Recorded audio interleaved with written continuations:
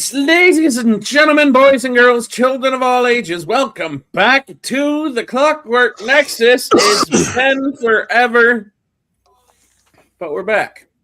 We are back after, well, I guess we really just had a whole week off last week, is what ended up happening. Some of us were here Wednesday.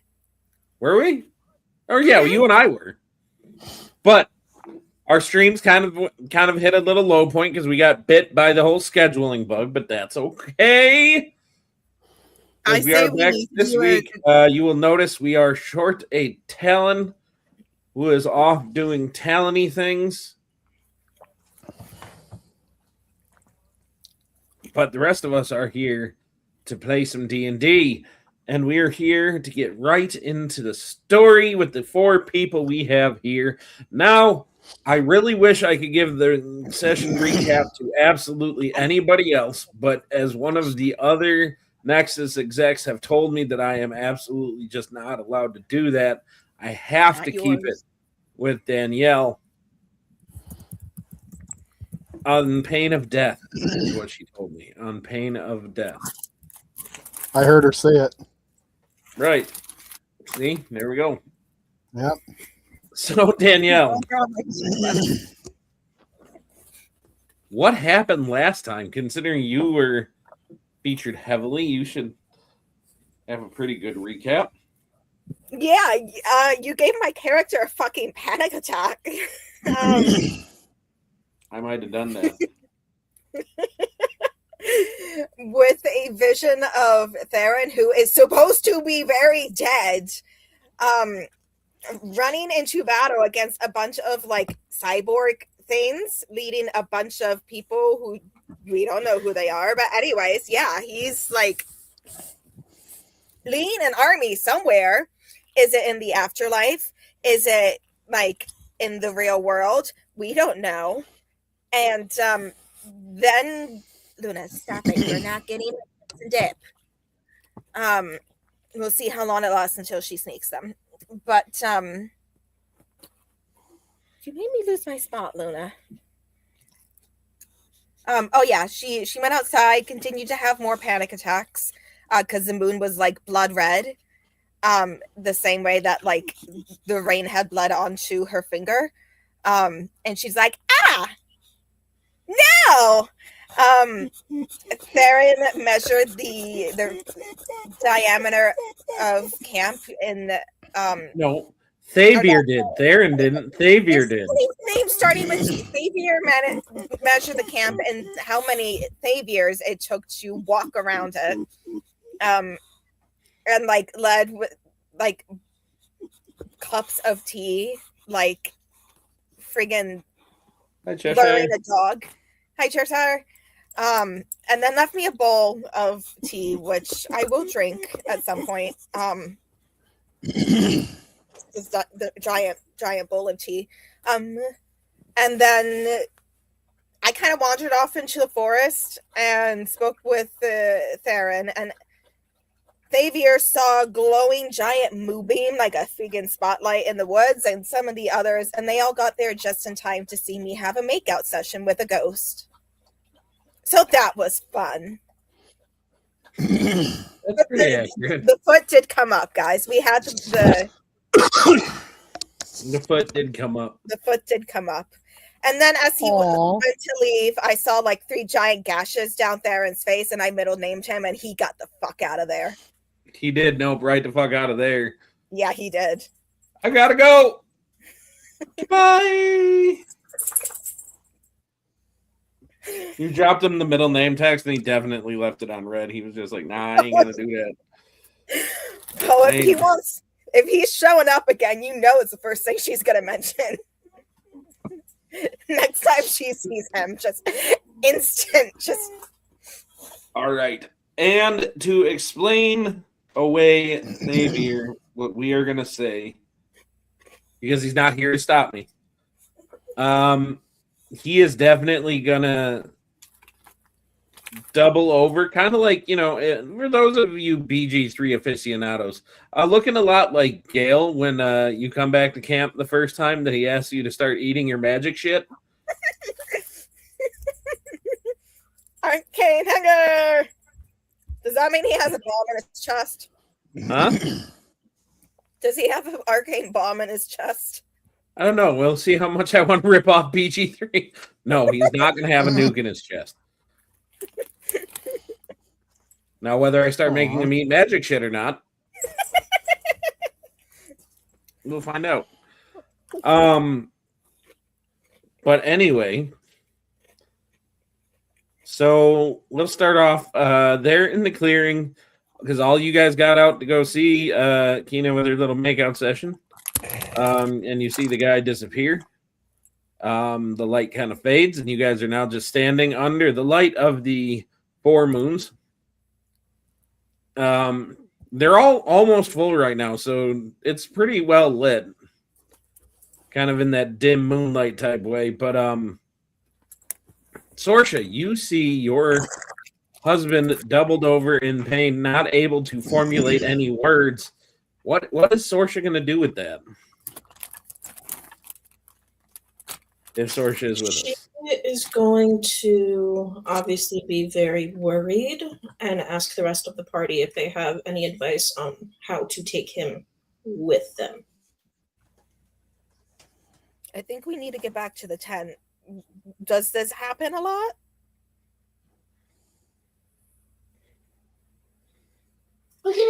She would just shake her head no, and she would definitely look concerned.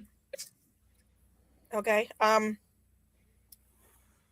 Jess, can you carry him?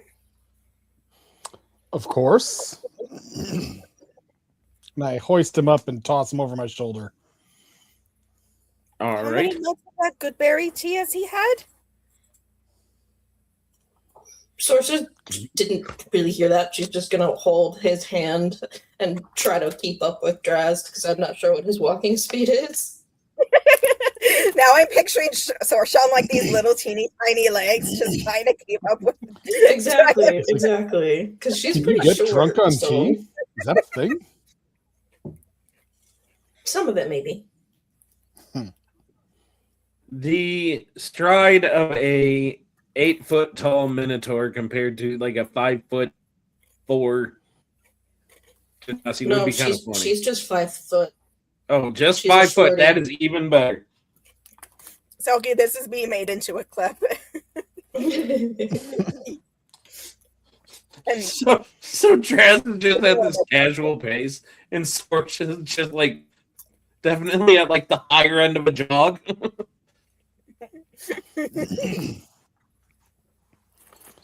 V is definitely bringing up the rear, going, "What the f did I just walk into?" Like, All right. you I'm gonna roll definitely saw you perception to kissing see a if I can. ghost.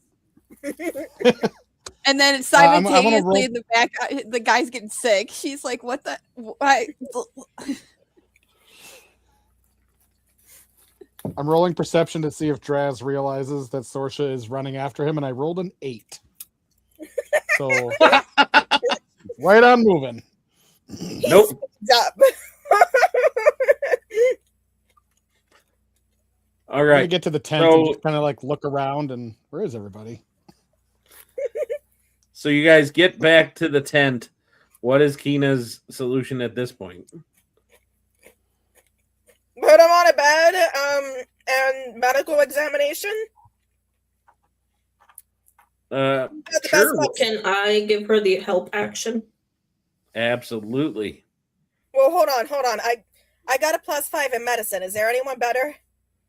So I don't know if I'm the best person to do this. I'm a city girl. I have a +4, so yours would be better than mine. I have a 0. Jess? Jesus, how am I the most qualified for this? 0. Okay. I have a +2, but that doesn't mean anything. Y'all are asking the princess who's never done any hard work, any physical work in her life. Ooh, hold on. 24 bitches. Hell yeah. All right. So with the Apparently you're very 24 wise. It was so hard for her. Oh, dear. and she your broke the nail. extensive medical knowledge, which when your mom, we'll say it this way, when your mom was sick, you started reading up on a lot of things to try to help her with whatever she's got going on. And this is not ticking any medical boxes. Okay.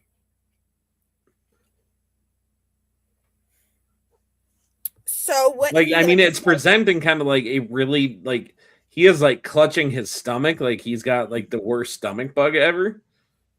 All right. When's the last time he pooped?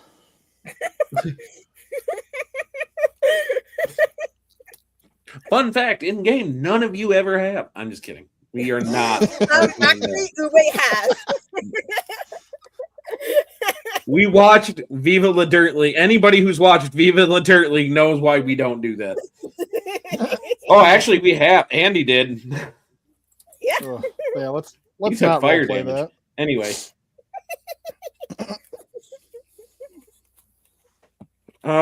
If anybody is trained in Arcana, you can give me an Arcana roll. That was going to be my next move. -1. Arcana. You got -1? No, that's what my Arcana is. Hush. I've got a I +1. I don't have a lot of intelligence. V, what you got? Selkie? Oh, V's like not good at. I have a +1 in Arcana. Yeah, I like Okay. I rolled a +1. 6. According to Draz, everything is fine. Hold on. I'm going to give you the help action. So take advantage. I just feel like V would just try to sneak away into the shadows and just hope no one sees her. Like, I'm out. Like, He's just hoping she gets out of What's there. up, before- Cheshire, dude.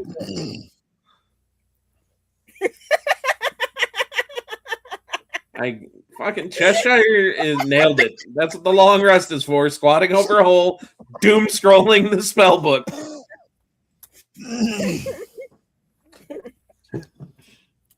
Thanks for that image.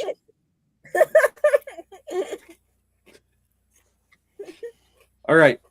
So did anybody roll better than a 6 Arcana? Does anyone want to give me the help action and I'll give it a try? I'll help you. Druid to druid, yeah. Okay. I got a 14 Cool. with my 14? +1. Yeah. Okay. So and then Okay, we I got the got a druid 14. buddies. So Kina, I got a 14 too. 14. So, All right. Did you get So Draz is 100% convinced all this guy needs to do is poop. That's where his head is at. The ladies, I'm you gonna bring guys. it up every few minutes too. Just saying, man. I cast Or just like Pepto the Bismol. fart. You feel like a new man afterwards. So I will say, like, with 14s,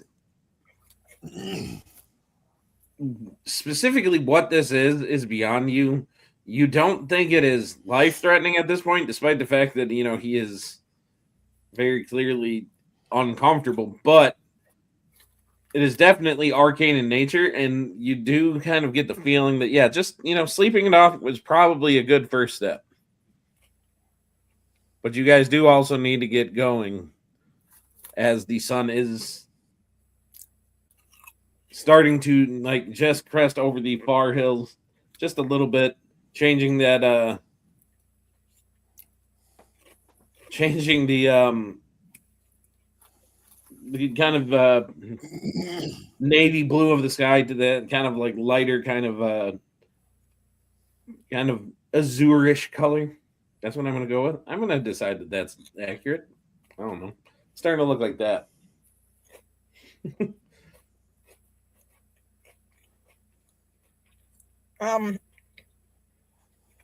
Does anyone have like well, Draz, you have lay on hands. What does that do exactly? Like, could that help him feel better? Actually, I think it does. I can give him back hit points, and I can cure a disease or neutralize a poison effect. No, it's not a disease or a poison. It's something arcane. We need to figure out what this is. Could it be that those, whatever it is that's in this town, hexed him? Or it could just be the giant creature we have to fight that's at the end of the hill or wherever we're supposed to meet them at. Give him Just some the prune effect. juice. Oh my gosh. The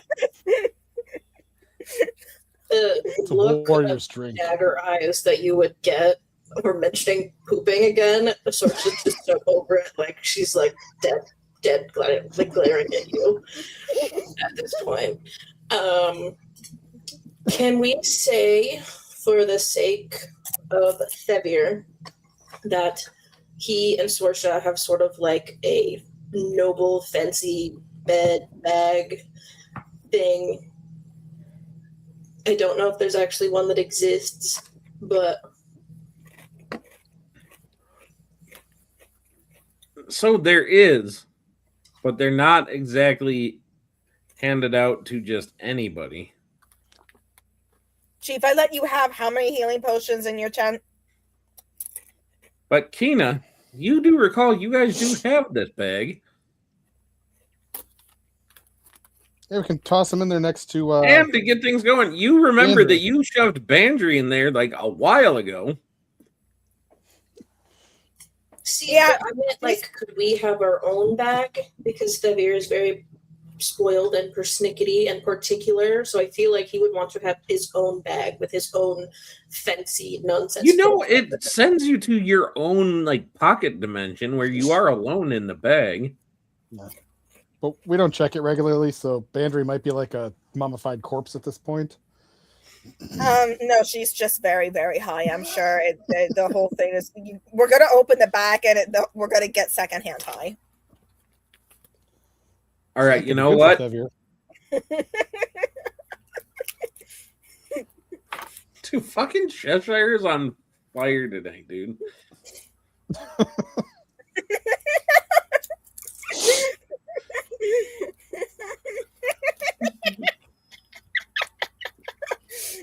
Chester, I don't know who you are. Dude, Cheshire is always fired for comments, dude. He is always so fired. But anyway, so here's what we'll say. I will permit, because Thavir is just that level of prissy, I was gonna say Posh. bougie. bougie, any of those words that you want to put in there to fit there, that yes, you guys can have a slumbering satchel. Okay, well, for the sake of ease, I'm just going to control my face, smile, and ask Draz if he can help me put him in our bag. I'm going to take the prune juice away from Draz first. You take the what? The prune juice and the funnel you were about to use to put the prune juice down Thavir's throat. Prune juice potion. I will give it to you begrudgingly.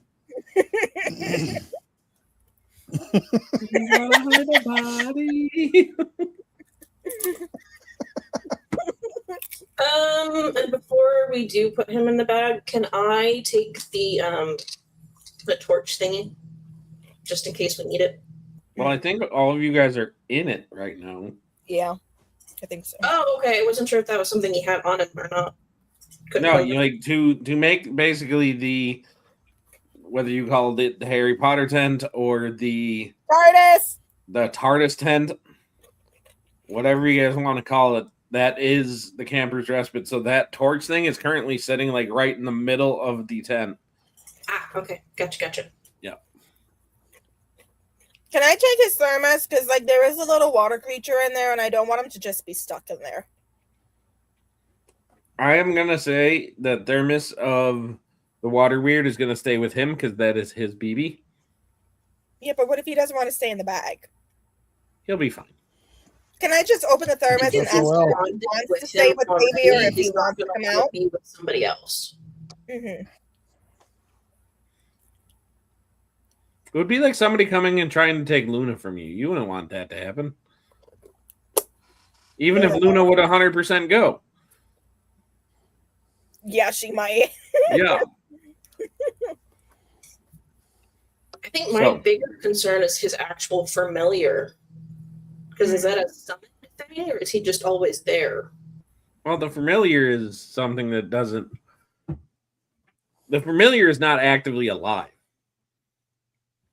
Well, that's what I meant. Like when he went down, would he have sort of like poofed? Yeah. Okay, just checking. I wanted to make sure.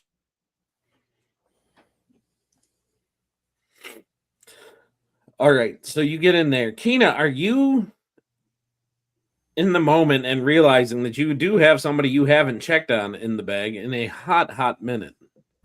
I mean, honestly, I've kind of been like going with the assumption that Kina's been checking on Bandry at least once a day, and then just kind of like wrinkling her nose at the smell and closing the bag again. Well, if you go to check her today, in this moment, She will, yeah. okay, there is no smell emanating from the bag. No smoke that emits from it. No nothing. That's odd. Bandry, are we sober? Are we alive? No response. Does I'm going anyone with dead. Kina's gonna look a You know little her bit motto, uncomfortable death 'cause, before like, she doesn't sobriety. want- Kina looks a little uncomfortable because she too is like, it is more likely for her to be dead than sober. And then she's gonna like open the bag more and stick her head into it. Well, if you stick your head in the bag, you only ever really, aside from any smells or anything like that going on, because you start going into your own pocket dimension if you start crawling into the bag. Oh. So the way to find out if she is really in there or alive is to just turn the bag over and just. Bandry, I'm sorry. Wrong bag. All right. So you dump the bag over, and what comes out with kind of a predominant thud is just a crystal. Now, Bandry and I had lunatic. Bandry and I had shared a room back in Rendosa where, like, so did I see that crystal that was growing on her torso? Probably. Bandry wasn't exactly shy, so. Yeah. So do I recognize this as like the same crystal, possibly like a bigger version of it now? Like it's grown? Make an investigation check. Hold on, I'm stuffing cookies in a con. Okay. Take your con. Be quiet. Stacito. Sorry, guys. My familiar is a brat. You said investigation? Yeah. Does anyone want to give me the help action? Sure. Thank you. Sure. That's only slightly a 10. A 10? Yeah. We'll call that enough that that yes, you do recognize that to be the same coloration of crystal that was growing on her. But now you've got this kind of purplish diamond-like crystal that is there that has about 6 different fragments to it. So it's like it's not completely broken, but you can see 6 distinct pieces that if something would give this thing like a pretty good whack, they might come apart. Is it like Bandry size, or is it still like the size like someone No, can it's hold like it up? it's like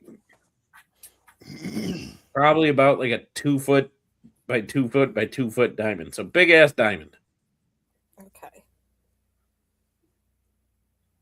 Just rough cut. Guys. Did she turn may into a have- diamond? I'm not sure.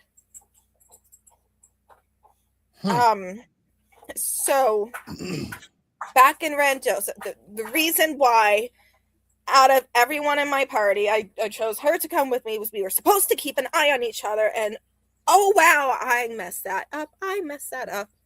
Like, you can see her kind of starting to panic a little, and she's just like, so she's been having this weird thing going on with her, where she described it as like almost pieces of past lives that she couldn't quite remember, but she was getting fragments of them, and there was this crystal that was starting to like grow from her torso, and it looked like this. It was smaller than this, but it looked like this, and I don't know if she turned into the crystal or if like she mentioned something was at some point she mentioned something had been saying that she couldn't hide through different lives forever. So I don't know if something took her, but this is not good.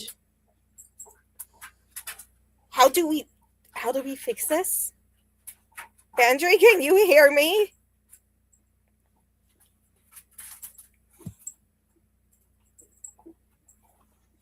Can I run an Arcana check?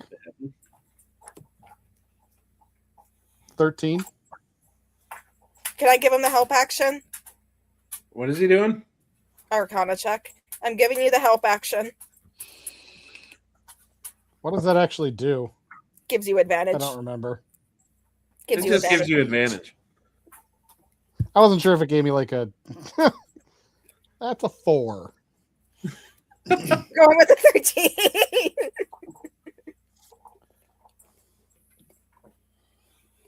So, with the 13,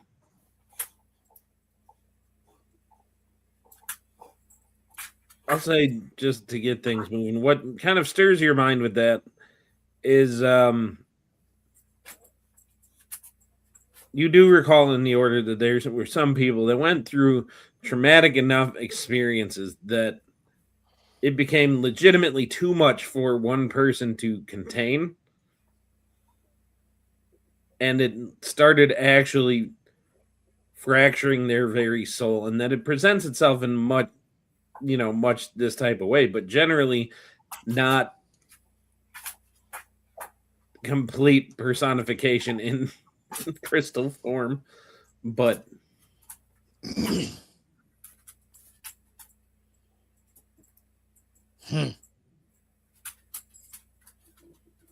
Do I recall if there's a way back from it? Or is this a permanent condition?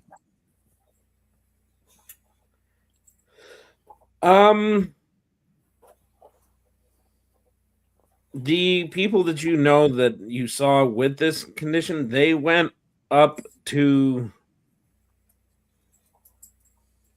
basically you're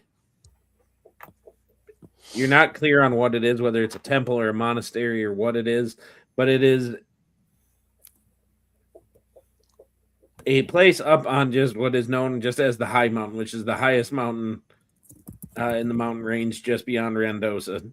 So there is a place that you can go that people have gotten help from this, but you've never seen it this bad before, so you don't know. Okay. Then I will say that I've seen something similar to this before, never this extreme. How do we fix it? But in those cases, there is a way back. We have to take her to a monastery or a temple and have one of the ones there do their magic. Is there a timeline? Like, we have to do it within X amount of time?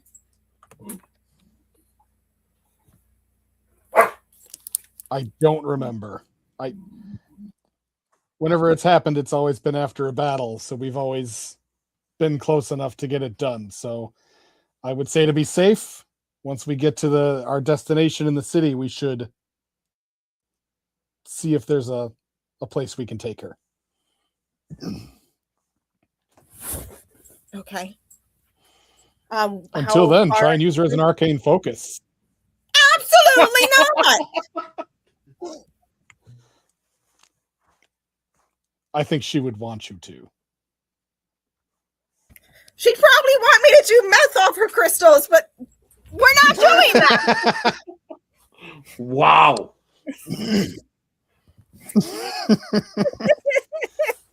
That was a jump in a hurry. This is Bandry. She licked everything. I mean,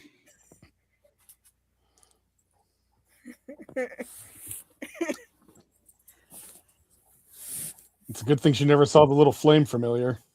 She definitely would have tried to lick it. I mean, would have. that's valid. She absolutely would have. That's not saying anything about Jeffrey. They would have gotten along great. Hopefully they can meet in the future.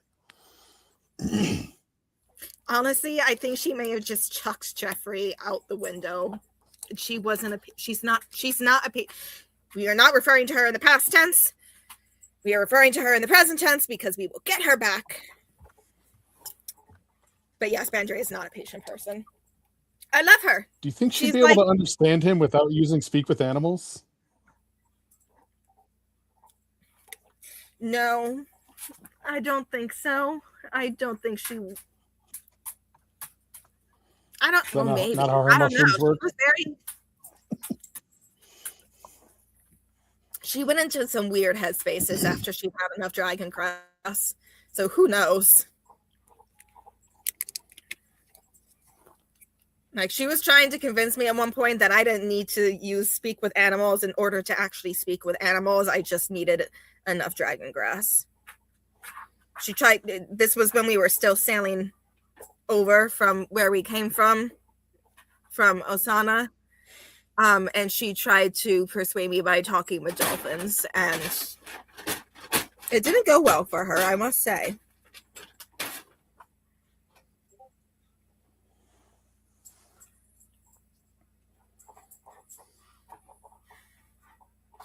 Well, this is fabulous. Okay. You can do this. This is fine. Okay. So we need to deal with whatever is hiding in this village. Xavier had scouted ahead for us a little bit yesterday before we made camp. So we need to deal with that. We need to rescue the children, turn the statues back into humans, and make sure everyone in this town is okay. And what do we know? Before we go in, we need a plan of action. So what do we know about this?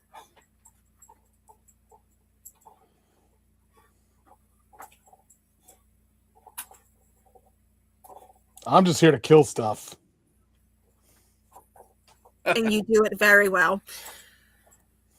Why, thank Okay. you. Sorsha, do you have any kind of telepathic bond with what's his name, Moxie? Multi. Multi, my apologies. My brain went right to hell of a boss. Let me see.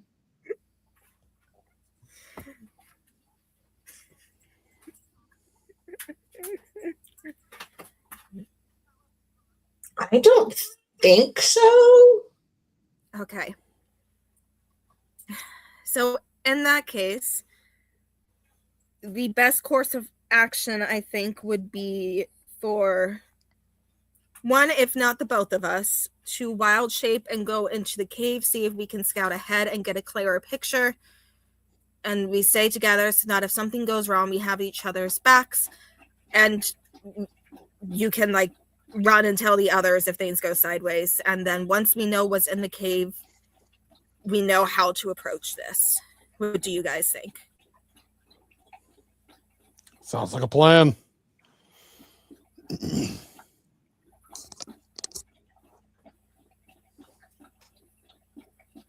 Okay.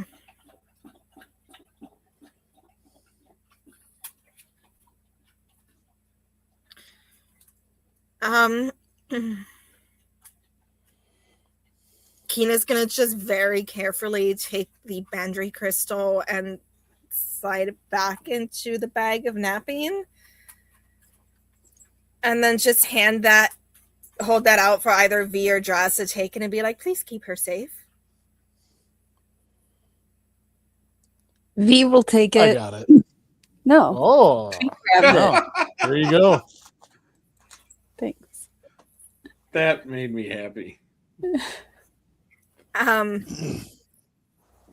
Okay. Now, if this goes wrong,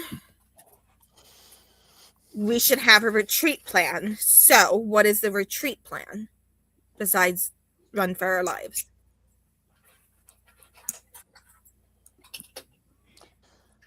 Well, if we have to retreat, I'll bring up the rear and hold them off while you guys make a run for it. And if you can just lob spells at them while you run, that'll I'm gonna probably take be the best way to do it. I'm gonna take the honey roasted nuts that one shopkeep guy gave to me. There are how many are left?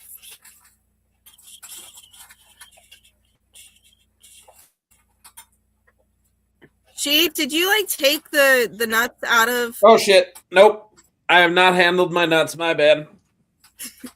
I think there was 9 left. Anyways, yeah, I'm gonna take them out and hand them to you and be like, these made the horses big, so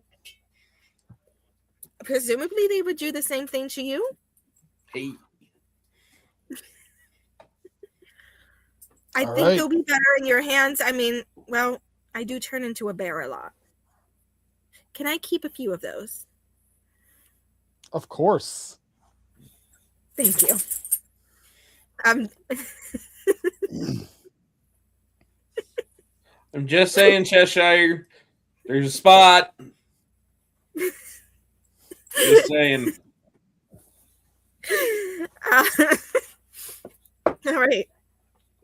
So I'm gonna take 2 of the nuts and keep them, and hand the other 7 to Draz. And then see, I keep wanting to just call you Selkie because that's your name. No, your name in the campaign is Sorsha. Okay.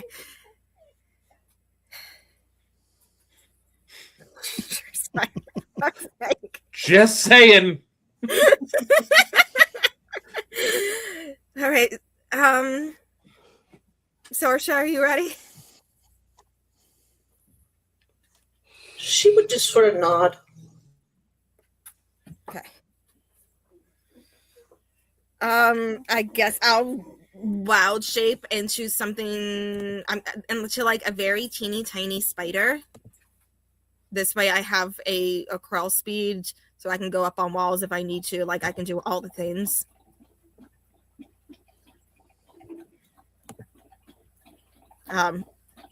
And then I will go into the cave.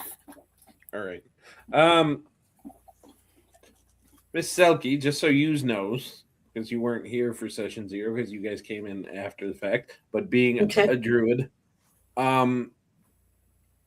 anything that you guys wild shape into, such as a little spider or a mouse, something that basically does not contribute to anything combat-wise, a snake to just slither around and just poke around, that kind of stuff, I do let you guys wild shape into that for free without expending a use of your wild shape, because it is... I completely forgot that. Thank you.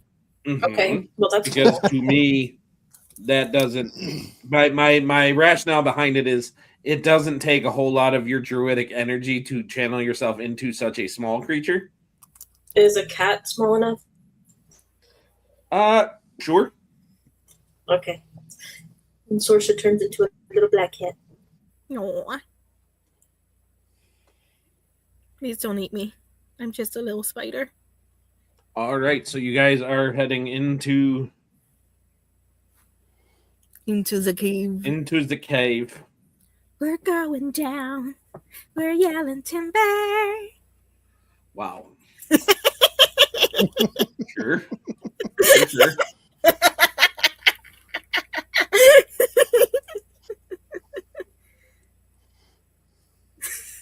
All All right. My goal every time Chief and I are on screen together is to make him regret bringing me into the Nexus. And I think I Says I succeed don't. every time. Okay, so Sorsha is going to be small. Kina is going to be Tiny. small. Because that's as small as I can make you.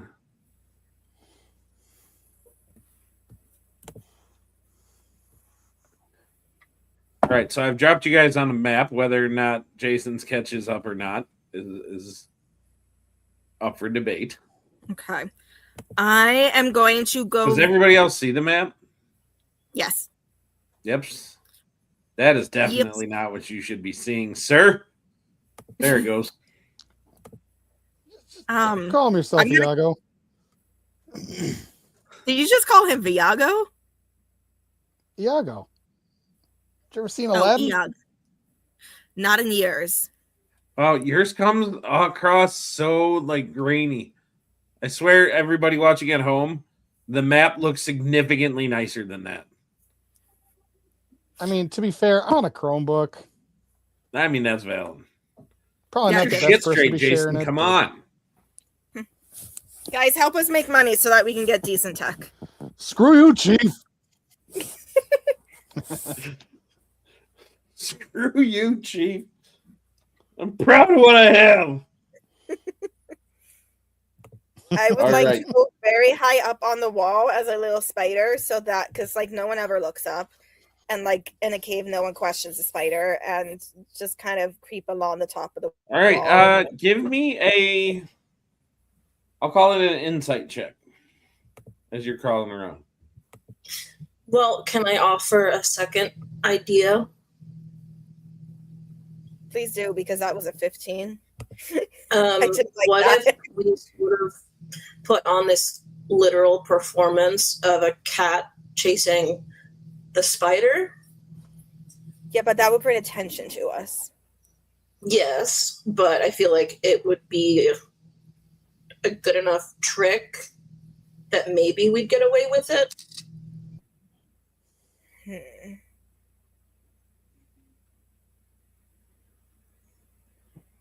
Because Source is not very sneaky, so like.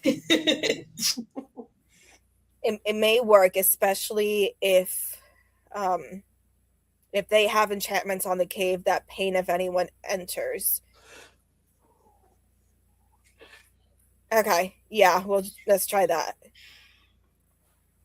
It's a good idea. Okay, give me a head start, please. I have tiny little spider. All right. Both of you guys, give me a performance check. And in the given context, I will say with advantage. Thank you. Watching. There we look go. at that. If I see, I told you guys it looks good. I got the exact same roll both times. That's a 19. Okay. Ooh, Sorsha, you did good on that. I got to 22. 22. All right. So you, Draz and V, you guys watch this little spider and this cat just running out ahead of you, looking just like a cat that is chasing a spider.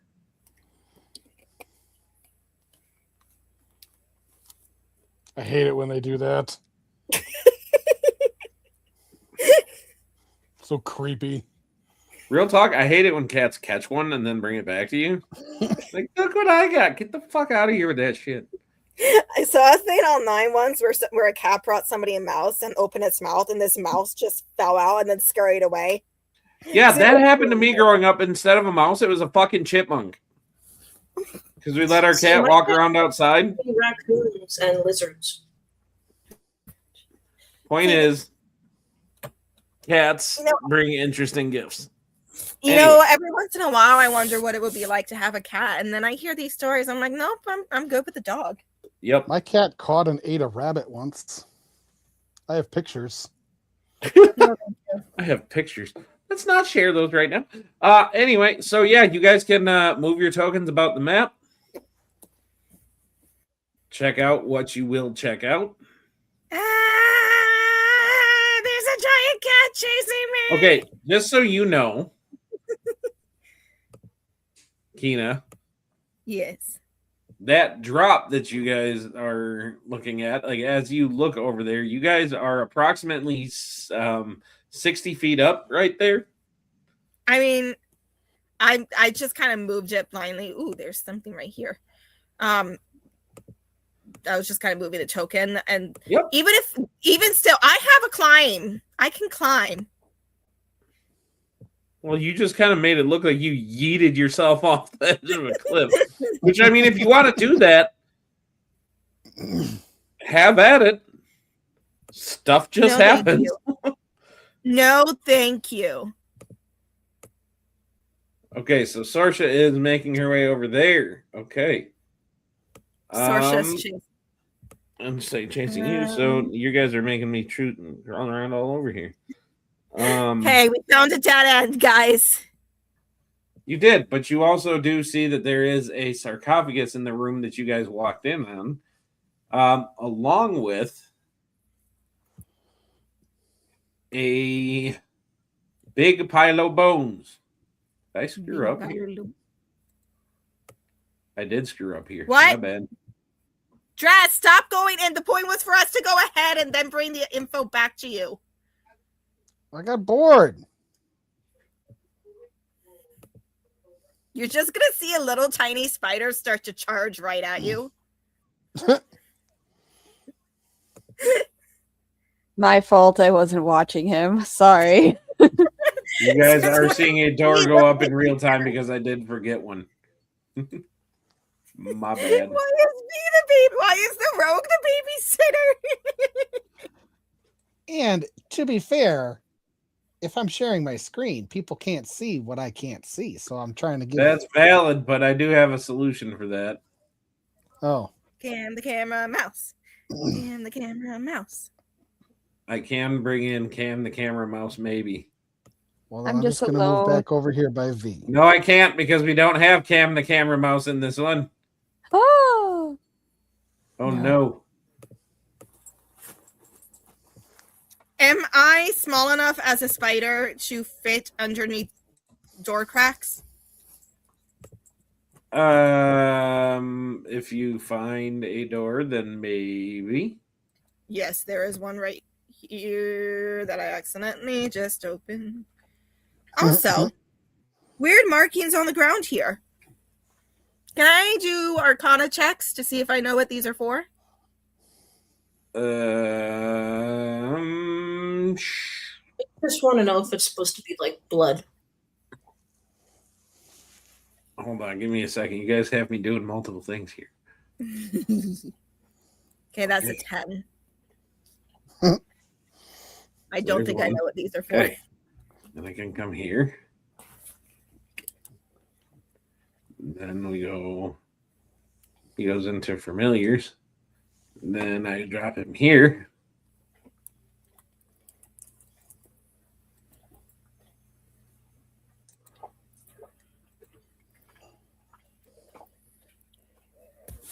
Booyah. So there. Now you guys should have a camera mouse that you can move wherever he needs to go. Now I need to go back and find out where the fuck you guys are. Where did you guys go? Holy shit. We went angle to the left on the stairs. Down the stairs? Yeah, keep going. Oh, there you guys are. Boom. There you go. All right. So with seeing that on the floor, you guys can roll. I would say roll Arcana to see that if you guys recognize what that is. Yeah, that's a 10. Is it made out of blood? That would be an investigation to see. Can she get advantage if she pulls a boundary? Or survival. You help me with the bag upstairs. I got like 3. Okay. I'm in the middle of D&D. Oh.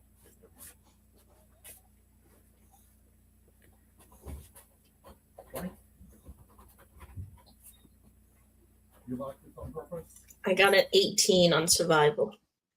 18? So in sniffing it, it definitely does seem to be some kind of a rune written in blood. Does the blood I have hate- like a particular smell to it? Like, could I potentially tell what kind of blood it is? Is it O negative? Typo negative, awesome band. Anyway, I would say off the top, like it does just smell of general humanoid. Okay.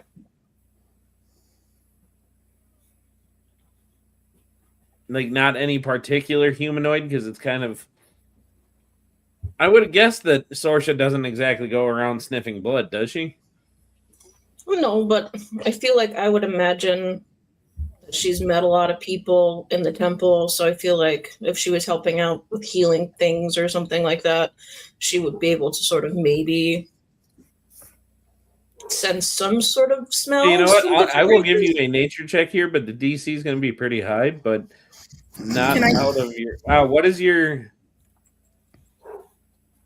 What is your bonus to your nature? A +4. +4. Okay, Can I give her So- the help action?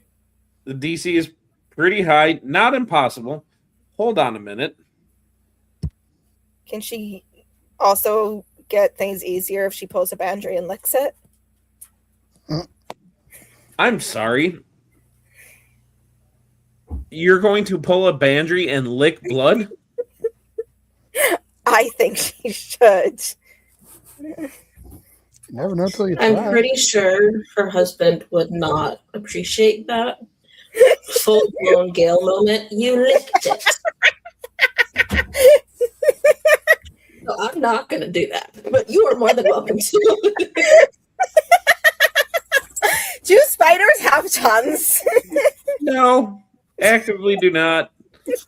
Not to mention, I'm going to say that even though this is D&D, Kina would probably have enough of a knowledge of bloodborne pathogens to know that licking blood is generally ill-advised, but have at it. No, Do what you will. Kina absolutely would not. I think it would be hilarious. Lunatic Moon.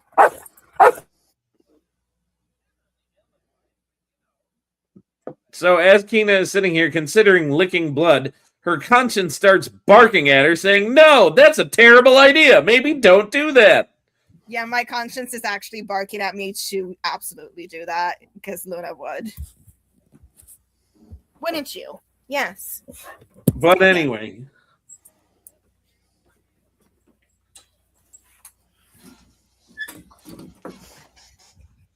But can I still give her the help action?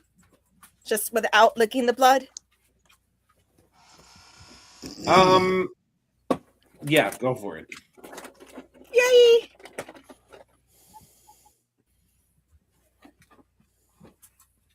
So nature check to identify the blood Sorsha.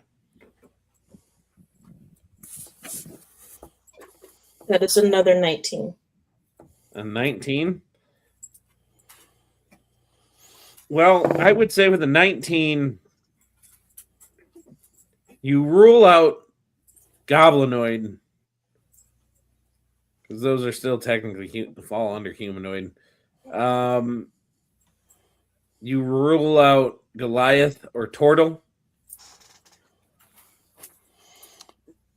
but definitely leave it open still to elven, gnome, human, dwarf. Like all those are similar enough that you're just not quite able to discern that, but you at least ballpark it in the under the humanoid thing of it is one of, like I said, human, elf, half elf, dwarf, halfling, gnome. All of those are possibilities. This be a bad time to bring up Draz's turtle soup recipe. It's not turtle.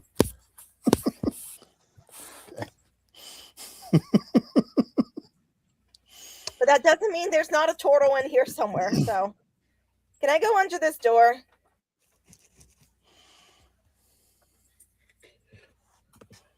I'm a little tiny spider. I'm just a little guy. I'm going to say no, not without the rest of your party. I'm just a little guy. Okay, but we're still streaming. You're still moving. I'm waiting to be told that there's nothing up there. You know what? If you wish to keep on moving that far ahead of your party, go for it. Yeah. I had a question. Yeah. Because when I was over... Just lose Chief. There he is. Let's see. Where was I? I was over here near the entryway, like I think right here. And I saw a thing. But I don't know if map-wise I can see the thing or if it's like lower or like underground. It is green.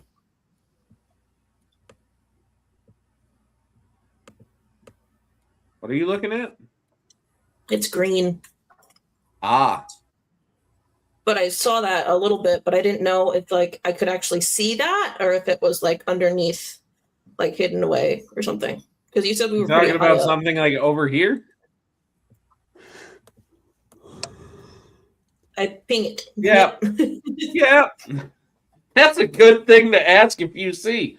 I just wanted to check.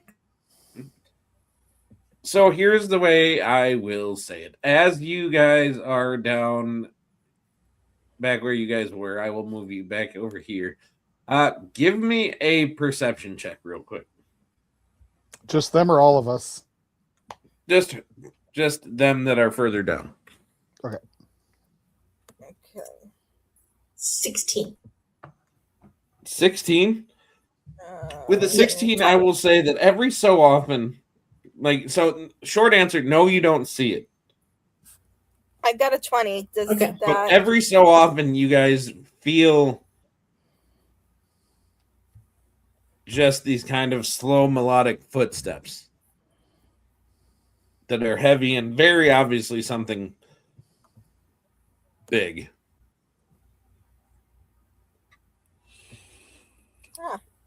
I don't like that.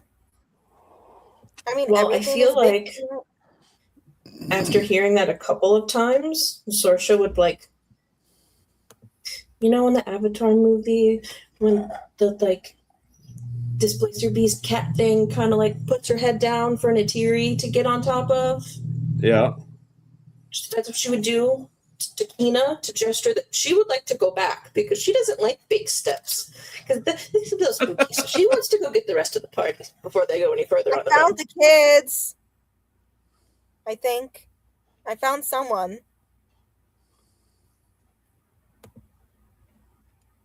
Where are you now? Jesus fucking Christ. Sweet. All right. So now Kina gets a lesson. Oh no. So you do see these kids. Remember, I'm a little tiny spider. Yep. And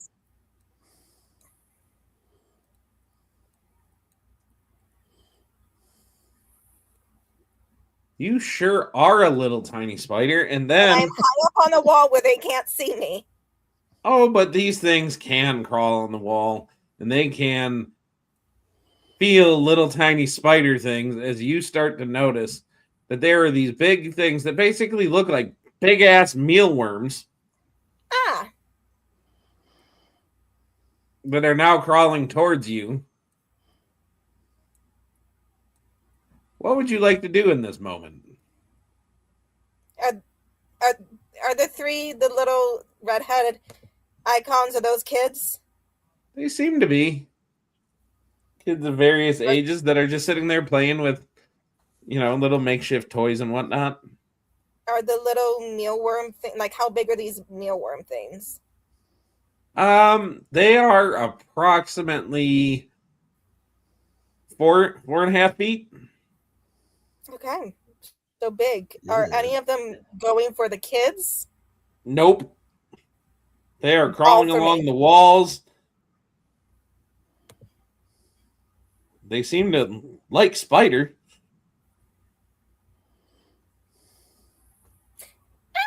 Just go. There's a good choice.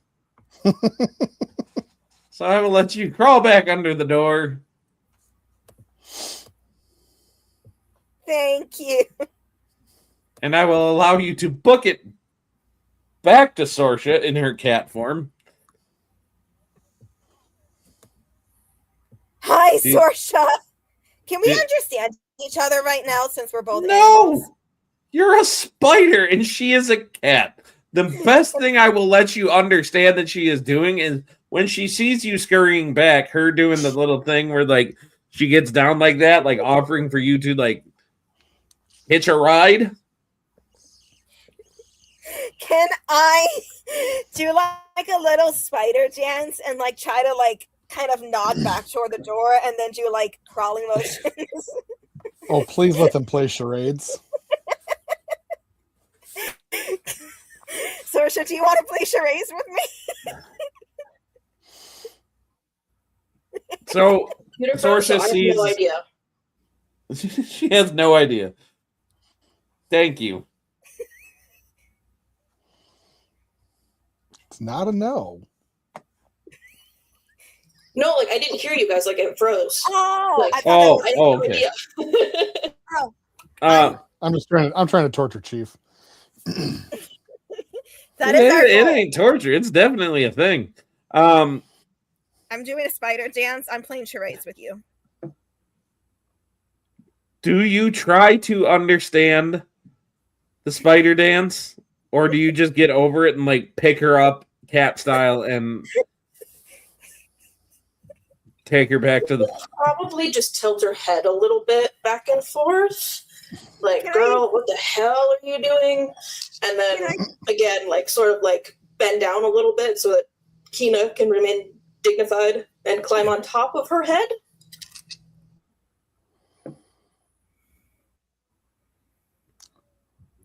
Can We've I long roll since with abandoned dignity.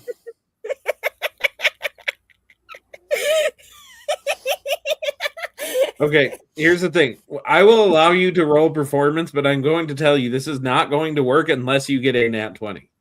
Oh, you're so mean to me. I'm not mean.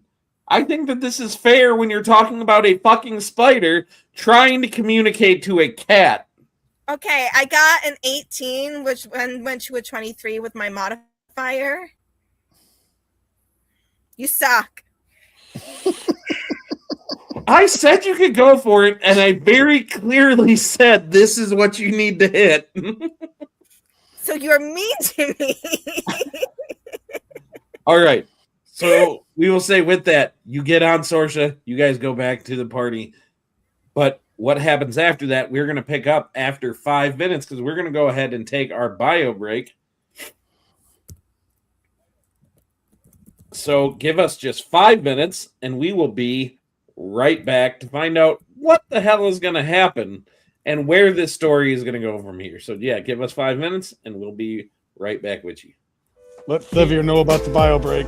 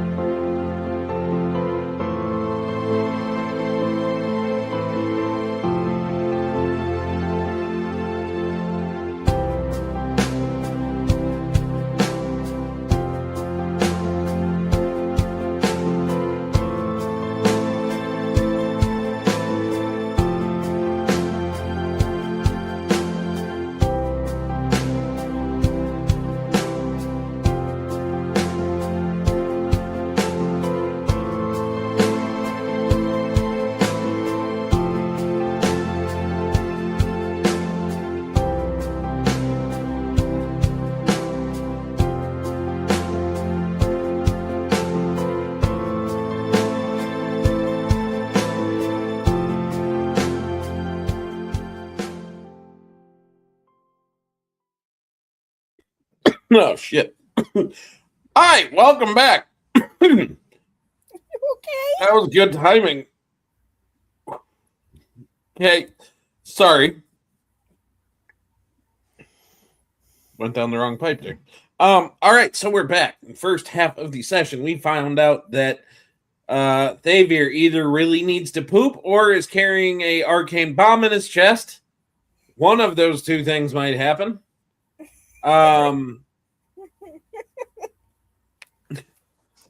They found out that Bandry is no longer in the bag of napping or the slumbering satchel. No, it's the bag of And that napping. she has turned into a complete crystal that is cracked and fragmented. And that there might be a place where they can go to fix her at some point. And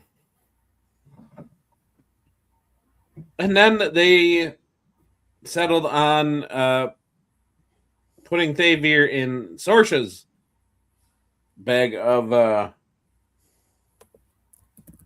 napping because Thavier's just a little bougie, so he has his own. And then they went into the cave that they know that they are probably chasing after hags or some kind of powerful witch type being. They went in. Sorsha and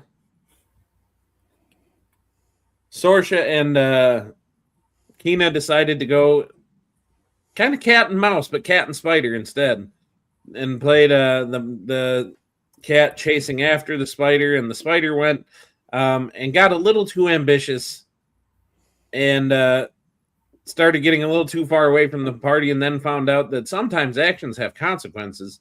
No, they don't. No. Yeah.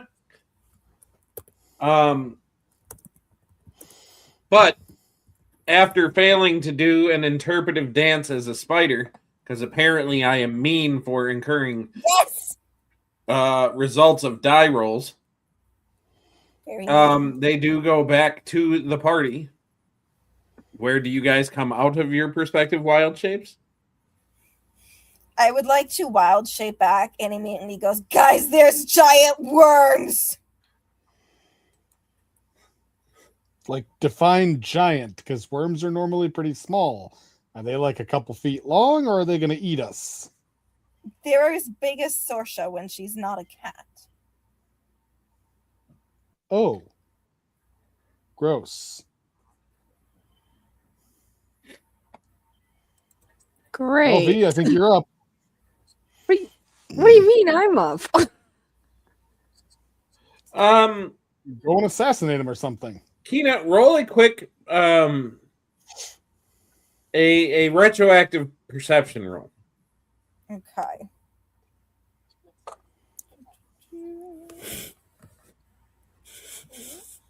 $24. All right, so at the 24, as you started running from these things, while they were in this kind of small form, they did kind of have this kind of like lavenderish type hue to them. They were lavender? I don't know if that Yeah, helps. almost, like a very pretty shade of purple. They were very pretty worms, if that helps. Do we I have like how Jason is sitting there, probably Selgie, both saying, purple worms are not pretty. Gonna say, pretty worms does not compute. Druid's got a druid? The question is, would Chief throw a purple worm at you guys at level 5 or 6? Yes. I would. Yes. Sorsha is going to unwild shape. And right. she's just gonna like scratch the back of her neck, like, did anyone else feel those big footsteps?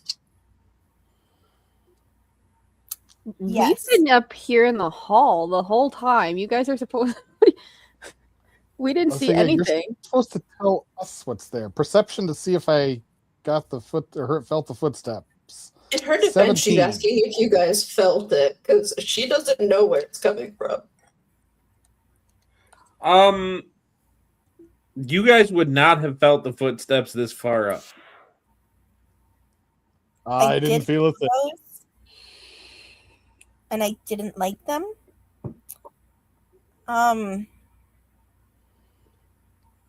You know what? I will let all of you guys make a quick perception check right now because I realize you guys are in a cave. That's my 17 that I just rolled to see if I felt the steps count. Yes, you can count that. 11.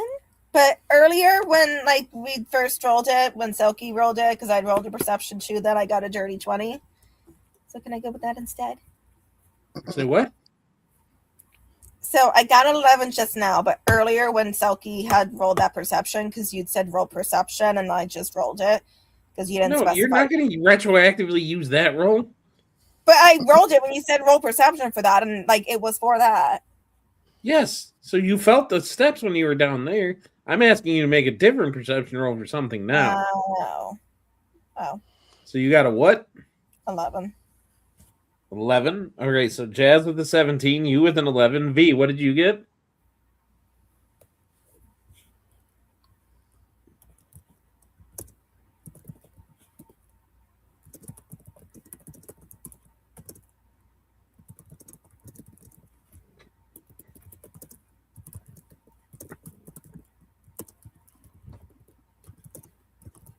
You still with us, Hannah? Sorry, I froze. The roll 20. Every time I bring it up, it freezes on me. Oi. What did you say, though? Or did you Perception check. Oh, jeez. Sorry. Perception. Of course. Now this is frozen. Appreciate that too. 13. I wrote 13 on the die, which would be what with my modifier? Plus 5, so Pretty good. 18? Yeah. 18. All right. And Sorsha. 24. 24. All right, so everybody but Kina. As you start listening after Sorsha mentions the big footsteps, and you guys kind of pause for a second to see if you feel anything, noticing the very quiet of the cave in this moment, except for what almost came across as like white noise. Somewhere deep in the cave, you hear very deep, very rhythmic breathing. And Sorsha, because you got a 24,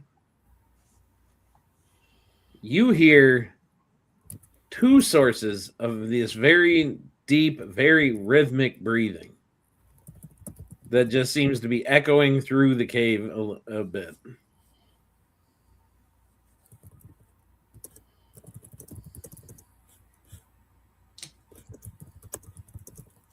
Sorsha's just gonna put her hand up and put up 2 fingers and just quietly be like, "Tell something."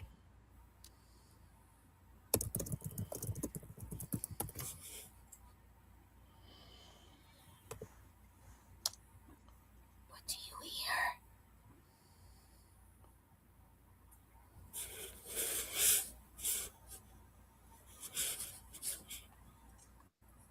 She would convey in a whisper what she was hearing.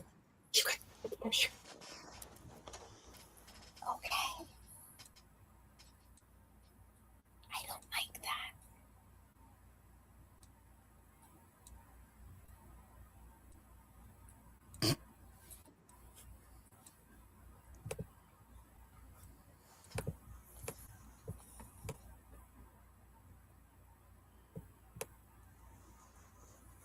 Is it at all safe to go forward, you two?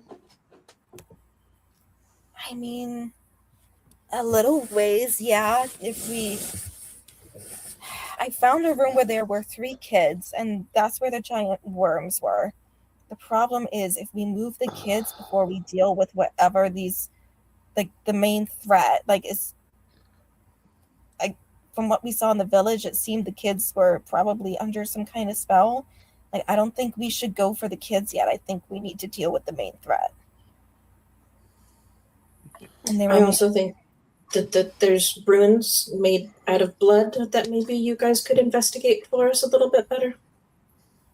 yes. Okay. And you say there's 2 sources of heavy breathing? She would nod. Can you tell how far apart they are? If we fight one, is the other going to join, or?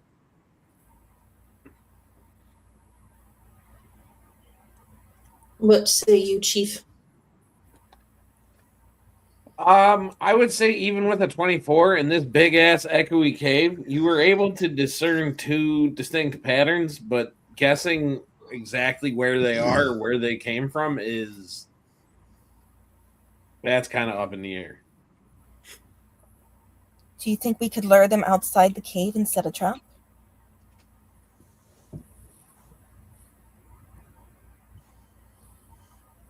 I suppose that's an idea, but that might be more dangerous for anyone who is outside. Do we have anything that would even trap whatever these things are? Do we even know what they are? I say have we take such room by a room. I don't, because I was told to stay at the entrance of the cave and rely on my scouts. Well, Yeah. I was picked up Tiny and spider. I wanted to explore more.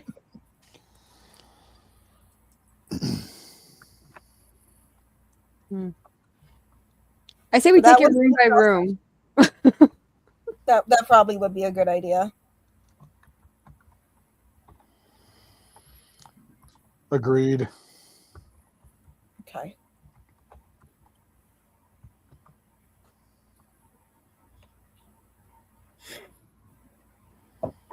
Lead the way, tiny spider. You know where we're going.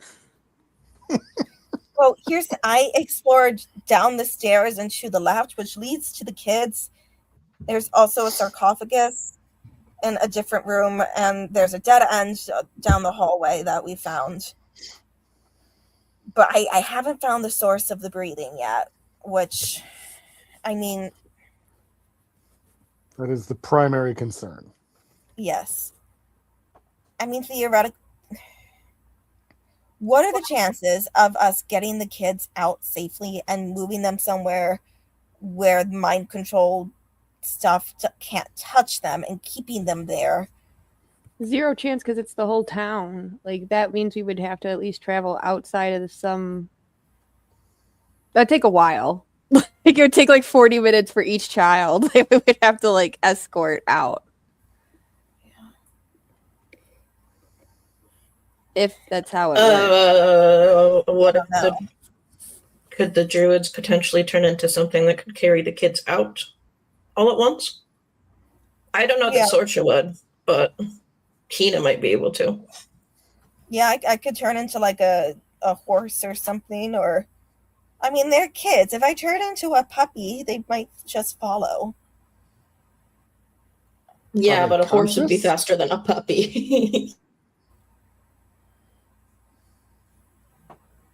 And then we also have to figure out what is mind controlling them. Is it a spell? Is it the candy they were running around with? Is it a spell put into the candy? Like, we have to take that mind control off them and keep it off them. Otherwise, they're just going to come back.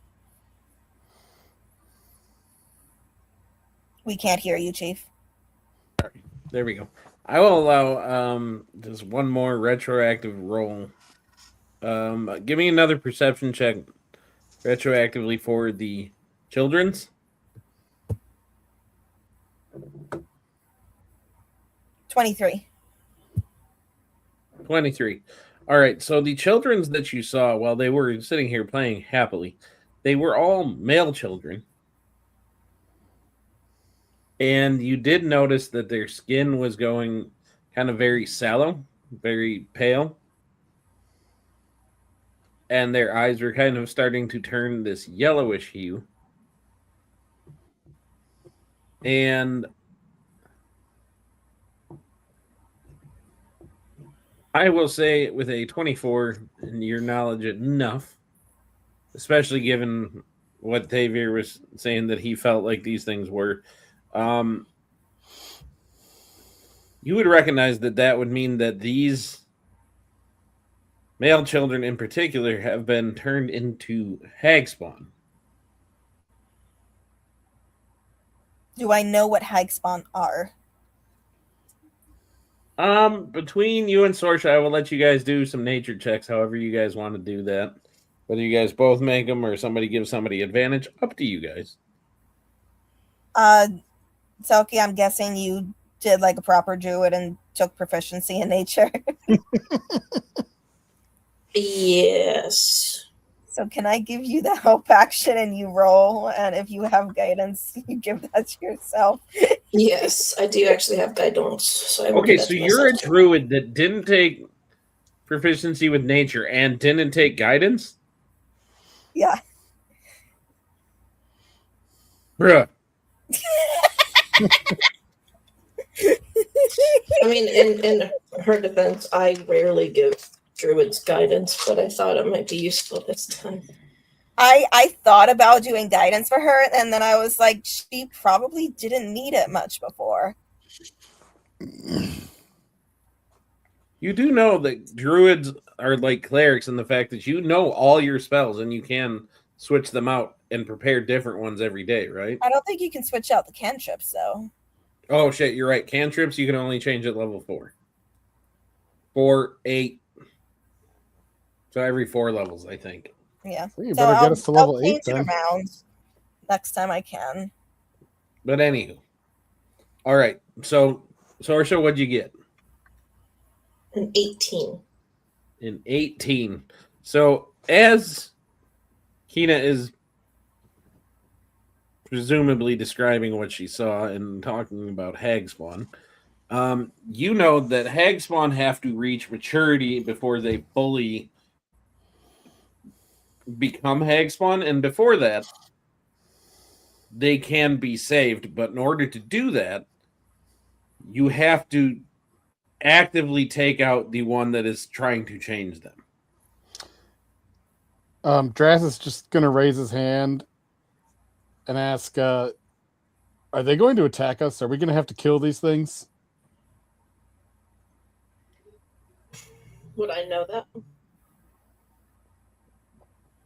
I would say you guys know that hag spawn are generally under the hag's control, but you guys have means of less than lethal ways to take care of it. Okay. I think we want to. I mean, I would like to avoid killing a gaggle of children if I can. Yes, same. I think They we might need to be cognitively recalibrated. I think the best plan may be to get the kids out now, then move them elsewhere and like in a secure location. And like I know Xavier is going. Let's see. Can people get out of the bag of napping on their own? Like if we just take the kids and shove them into the bag of napping? The bag of napping can only take 2 individuals at a time. Yeah, but we can put 2 in the bag of napping that I have because there's no longer anyone in there.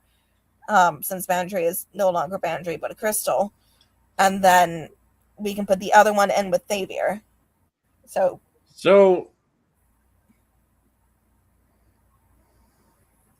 we have just enough space for all 3 kids.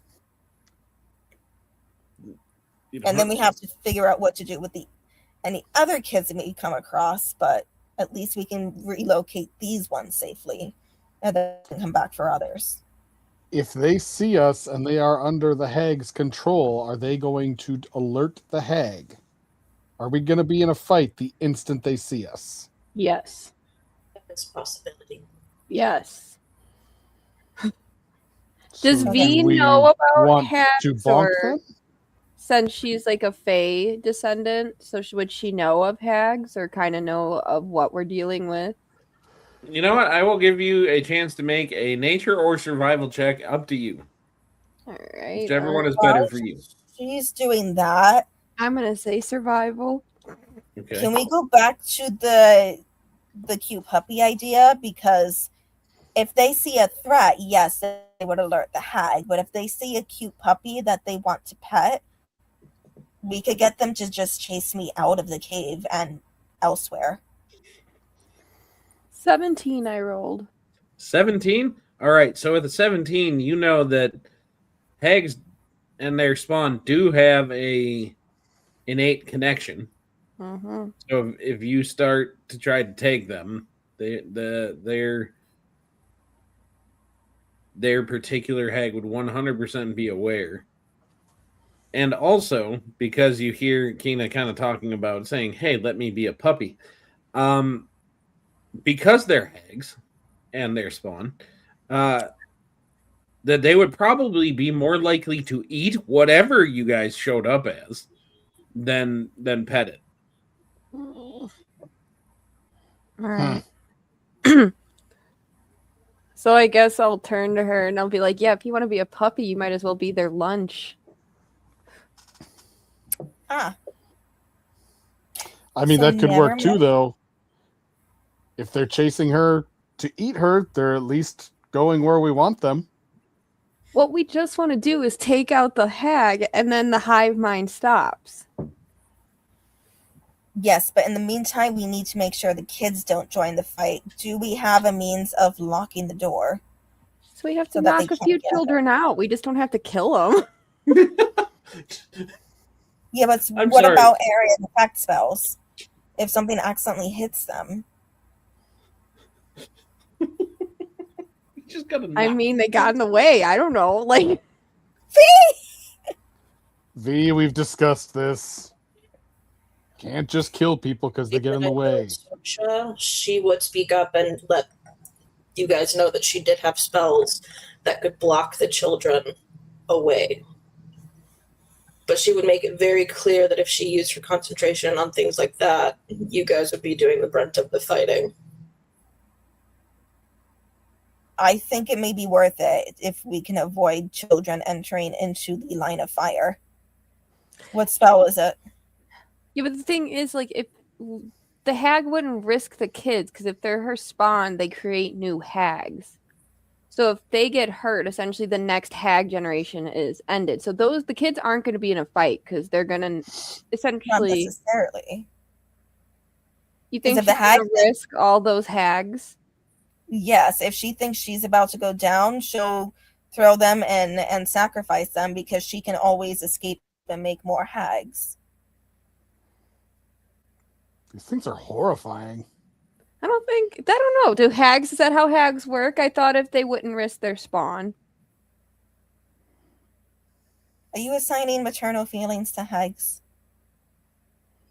Yes. I think it's less maternal and more survival of their species.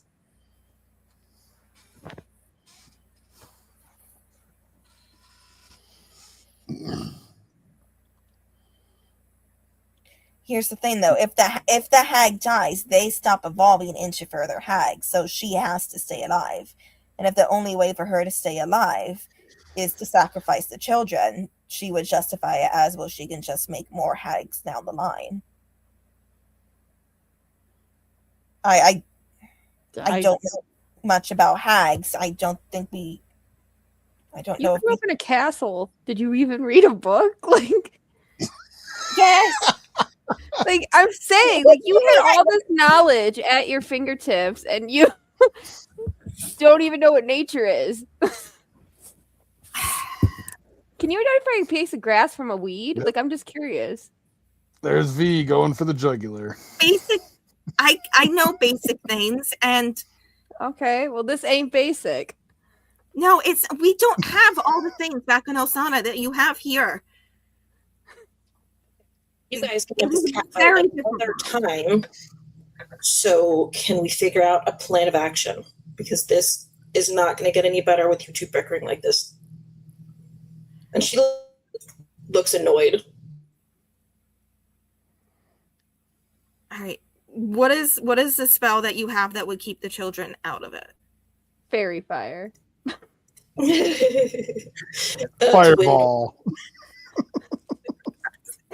Wall of fire. There we go. I thought about that, but I don't think I have that access to that one yet. Not yet, which is probably a good thing. But I do have wind wall, and it says small creatures can't pass through it. So Okay. Children are definitely small creatures. exactly. Yes. Dancing lights. What if they follow the dancing lights like little fairies? I don't have that one. Do you? I do. I was going to say V should as a drow. I do. Can we do an illusion and have them give them something to chase?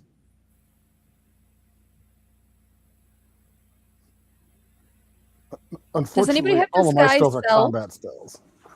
No. No. I mean, if we're gonna give them something to chase, we might as well go back to the puppy plan. You'll be eaten. Does anybody have disguise self where they could be like the hag herself and like usher them? We don't to know. another part? The possibility is that there might be more than one hag. So there's a nest of I hags. don't know if there's multiple hags, or if it's just one really powerful one, or if it's a whole coven. So that's So- why I would figure this out. Is a bunch of hags called a haggle?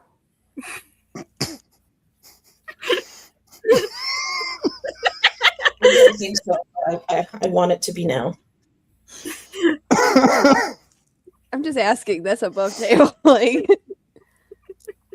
It is. I think it's called a coven, but now it's called a haggle.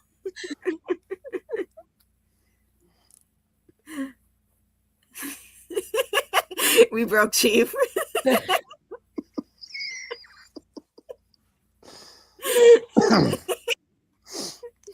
It's getting easier and easier. I think it's doubly ironic too, because haggling means like deal making and stuff, and that's what hags do. I think Cheshire's onto something, by the way. She had people read for her. That counted. That's not what Kina did. She was busy reading medical books and like governance texts.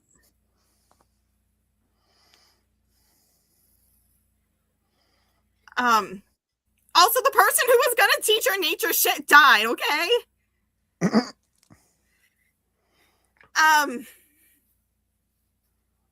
But you guys don't know that, so I could be so mean. That would be going against type, though, wouldn't it? I'm just saying. Hags could make a deal with death and bring somebody back and make them their main hag spawn. Just saying. I can respect that. Possibility. And then make Kina have to kill her man all over again. That would be such a dick move.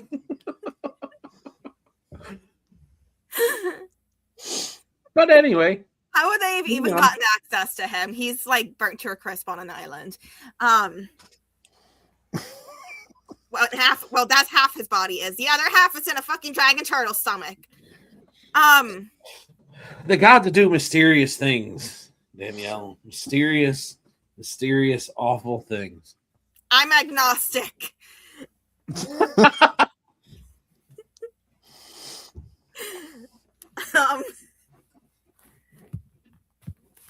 Okay. So I like Selkie's idea. I think if it comes to it and the kids start coming in, Selkie, I think we want you to keep them out of the fight. But also, if we have a fight here, I don't know. We need a plan, but I don't know what the best plan is. Sometimes Why this don't plan we does not have use- a plan. well, I mean, if we can use our keen senses to hear, maybe we can locate if the like your breathing gets louder, like hot or cold. I don't know if you know that game. Yeah. Like, I don't know what they call it D&D, but you know what I mean? Like if we walk down this way, do you still hear the breathing? Do you not? Cool. No, then let's backtrack until you do again.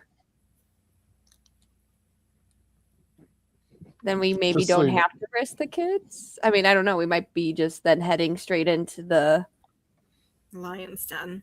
Haggle I- room. You said When you heard Selkie mentioned not two- having a plan, I almost yelled Leroy Jenkins, but Who's that? There's a part of me that would be so fucking happy just because I was like, wait a minute. Talon's gone. That means when it comes to combat anyway, the single biggest pain in my ass is gone. And I mean that in the most loving way possible. And Selkie, I think you know that. I do. I love the character he built from like a player perspective, from the DM perspective. Fuck him and the horse he rode in on every single time. I'm so building a Blades on Wizard at some point just to fuck with you. And I'm going to have Talon help me build No, it. that's cheating. No, the thing is, on a tangent, the worst thing is for a fucking experienced player to be playing something like a Blade Song because they know how to break the shit out of it pretty fucking early. Talon's got skills. Don't hate the player, and you definitely can't hate the game.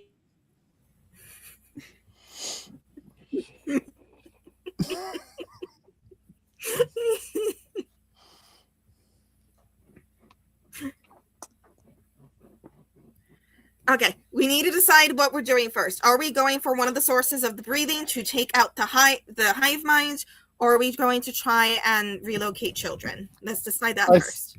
I say we do the puppy I'm a little plan. bit confused because did we determine that the breathing was coming from said hags? No, but I'm assuming it is. I don't You know what happens when you make assumptions. I'm just saying they're gonna. So anytime you touch those kids, the hag's gonna know anyway that you're moving the kids, and then the kids are gonna come back because the hag's gonna tell them, "Hey, where are you going?" True.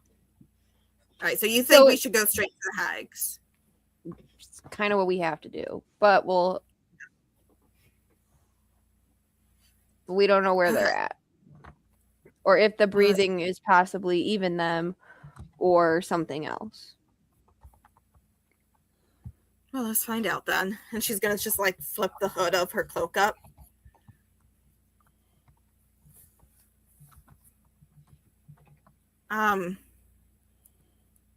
Hey, Draz. Yes. How do you feel about getting in the bag of napping?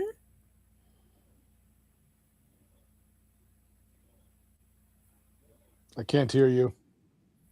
How do you feel about getting in the bag of napping while we sneak through this cave? Because you're wearing heavy armor. Dude, and then Cheshire just complete ADHD thought. Yes. So I'm here for it. Yes. It is considered telehealth, Cheshire. I'm going to say again, very clearly, there's a spot open, and you're here almost every stream. I am just saying there are two things that could very happily go together. Though I would almost be scared having him in the.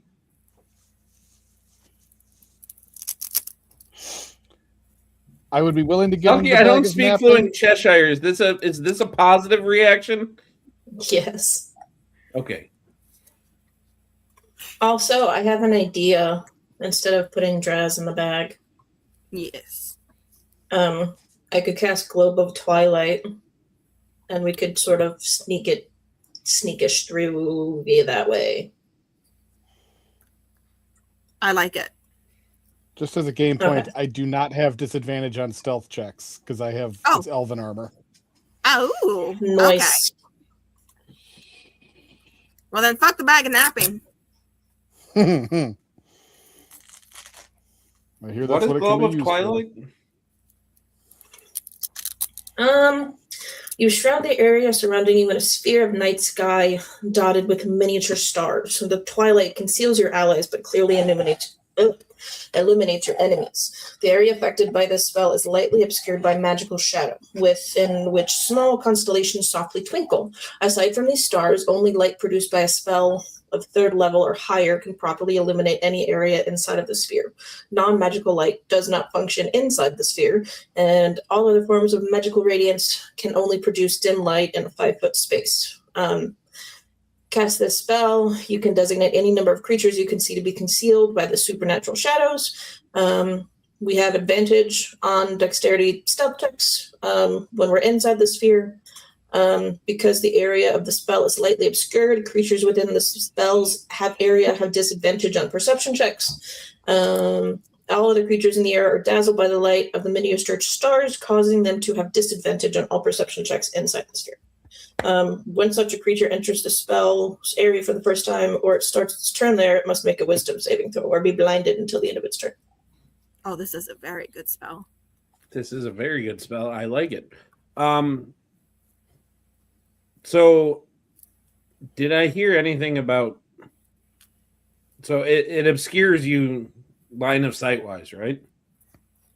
But does it do anything? That's my understanding. Okay. But not anything sound wise. Not that it's relevant or anything. Say anything? Okay. I don't trust him. Specifically, I could copy and paste this and you could double check it, but I don't think so. Danielle, have I given you But we do any get reason advantage not on to trust me? Yes. Stealth checks.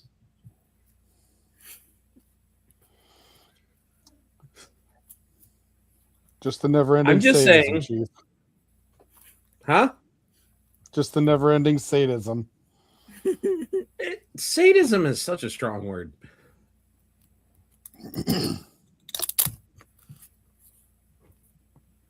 But anyway, I will say, and also to give the shout out to the creator of this particular map and the story of which I am following mostly. I did not make this map and the enemies within. This was made by DM Dave, who you can find on Patreon. Wonderful, wonderful content. Ridiculous amount of one-shots. If you are a DM looking for one-shots or side quests to string into your story, hit him up. Great stuff. Wonderful stuff. And most of his maps are actually made by another creator that I go to, which is Tom Kartos. So that's why I try to use a lot of their stuff, because we like it to look visually together. But anyway, back to what you're doing. All right, so Sorsha is putting out the idea of using her Globe of Twilight to basically put you guys in a bubble. Bubble.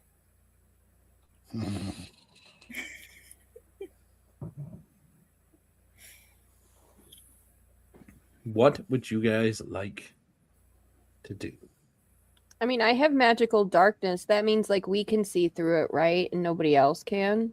No? No, your darkness in particular, that's darkness. Oh. You can see through it.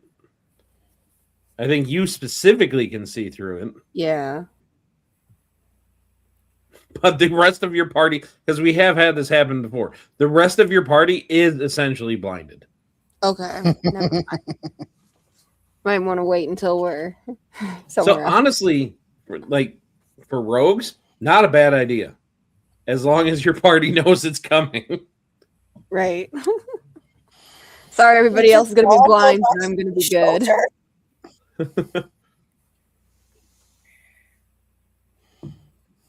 I'm just saying, one of the closest I came to an actual TPK came from the fact that somebody cast darkness and they kept on hitting each other because they were flailing around in the dark. When was that? When was that? That was not one of my streams. Oh. Maybe it'll be on a Wednesday stream. Yo. All right. So, what are you guys doing? I say we go with Selkie's plan. All right. So, this sphere, how big is it?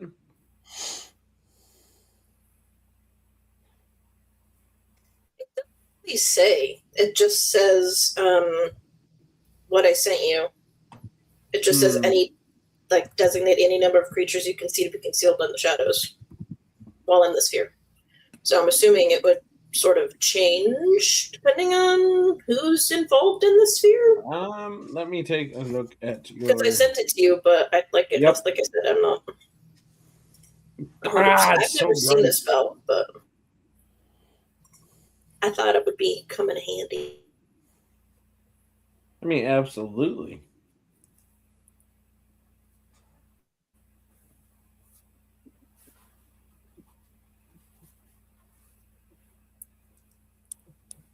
All right, so spells. And then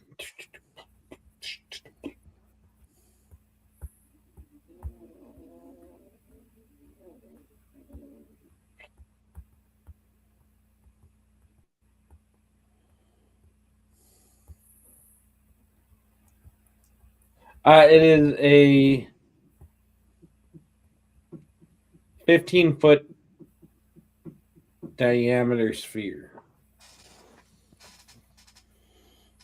And I get that if you click on it and you see up towards the top where it says casting time and range and all that kind of stuff. Yeah, I didn't know that. That is a neat little hack. Thank you. Mm-hmm.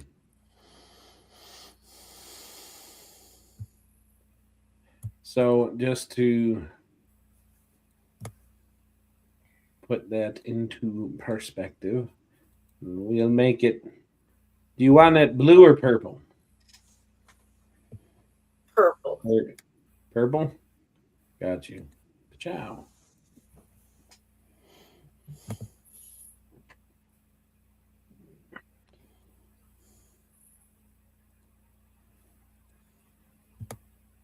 So as long as you guys are within that area, you guys are good. Awesome. So you guys see Sorsha kind of. Well, Sorsha, why don't you describe what it looks like as you cast the spell? I think. She pulls out a little satchel, like little pouch, and you guys would see her grab a pinch of glittering sand and just sort of like start. The sand would start to sort of float around you guys, and then all of a sudden, before you guys knew it, you'd be in the bubble. And it's very shimmery. I like this bubble. Right. Can I poke the bubble? Well, I don't think it's an actual bubble. Yes, but I still want to poke it and just find that out.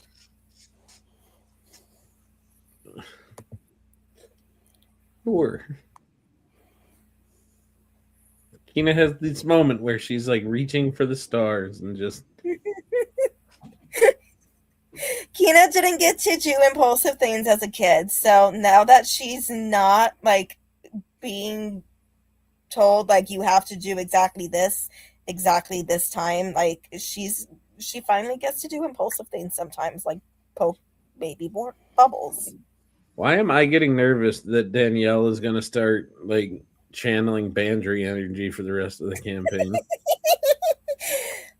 If this ends at some point with Kina dying, my next character is going to be unhinged. I don't know who I'm gonna play. Maybe I'll bring in my horrible goose character. Probably not, because we don't need two rogues, but No avian races. no, it's a Kenku. That's an avian race. But it doesn't fly.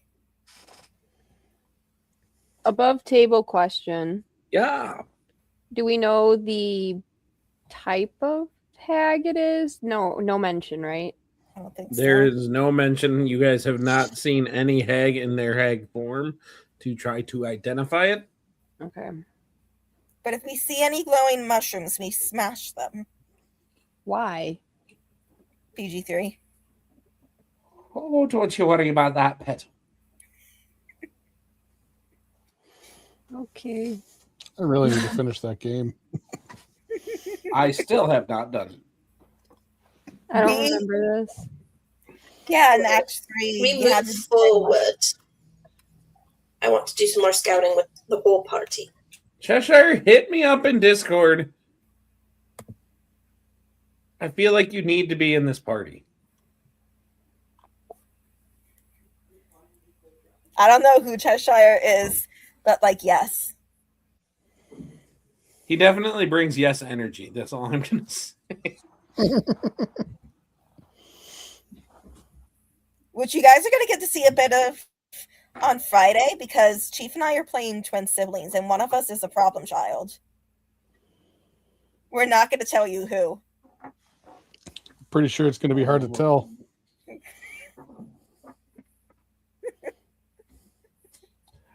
All right. So are you guys proceeding or are we feeling like we want to call it here? Because that was not a bad spot to stop if we want to wait a week, or 2 weeks rather. And hopefully we'll get a return of the Talon. He'll be back by then, so yeah. Yeah, So that if sounds you guys great. want to do that, that's fine. If you guys want to go forth and find a combat without your Blade Singer, I am also very, very okay with that.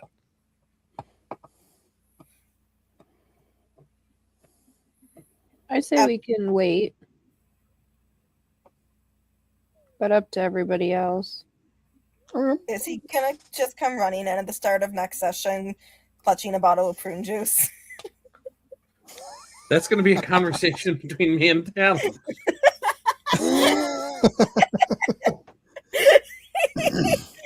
What's in your thermos? Prunes. Prunes, just prune juice. All right, so we will. I'm getting the vibe of we'll call it here, which is fine. A nice, easy session to ease back into it. So generally at the end of the night, what we do is what's going around here in the Nexus. So what we got going on is that you guys can tune back in on Wednesday to see Danielle up here where I am and me down there where she is, where she DMs our campaign known as Threads of War. If you haven't checked it out yet, strongly urge you to. It's unhinged and chaotic in the best of ways. Last time Halgar, my character, went a little. He got some explaining to do. He went a little apeshit and did some things. May have committed a war crime. I don't know. But either way, fun stuff there. And then you can tune in this Friday for Universe's Worm, where we are still potentially down a Talon who normally DMs that, but he set up a nice one-shot that is going to be within the same world with our buddy Tim actually DMing. So that's going to be fun. So tune in for that. And you will also see me down there for a player because I was going to have to be away for a little bit due to my kids' sportsing schedule, but due to the nature of tournaments and state competitions, that kind of ended a whole lot sooner than they meant it to. So my temporary reprieve has been cut short. So I will be back in full, which is cool. So yeah, you can see us not playing our normal characters, playing some other characters, but having some fun. And then other things coming up. Thursday, we are going to have the next version of or the next podcast episode where we are going to have Hannah and Danielle and Andrea and Mrs. Chief is going to come in and be there as part of Women in D&D and kind of getting some of their perspectives and what and what that's like. Because if you guys haven't noticed, D&D is a little bit of a sausage fest a lot of times. So going out of our way to get the female perspective on what D&D is like, because I've heard some horror stories. Hopefully, I've created a situation where y'all don't deal with that. Here's hoping. But either way, that will be the podcast this week. Further out, coming up on the horizon, Tuesdays, every other Tuesday rather, Tim is going to DM a mini series. Well, it's going to start as a mini series, and we're going to see where it goes. Called Midnight City Royale, which is a homebrew world of his that he's I think he's using us as kind of a test drive for it, which is fine. I'm here for it. So that will be Tuesday, March 31st will be the first episode of that. So just a few weeks away. Other than that, I think that's all we got to talk about right now. I think so, yeah. Yeah. So, we will be back a week from today with the other group of Uncharted Southern Lights. So tune in for that. But without anything else going on, I think that's where we're going to call it for tonight. You guys all good with that? Yeah. Yeah, sounds good. Sweet. Cheshire, I'm serious. Hit me up on Discord, bro. I want to make this work. This would be fun. But anyway, with that, we are going to go ahead and call it a night. Good night, everybody, and we will see you guys next time here on the Clockwork Nexus. Good night. Night, guys. Night.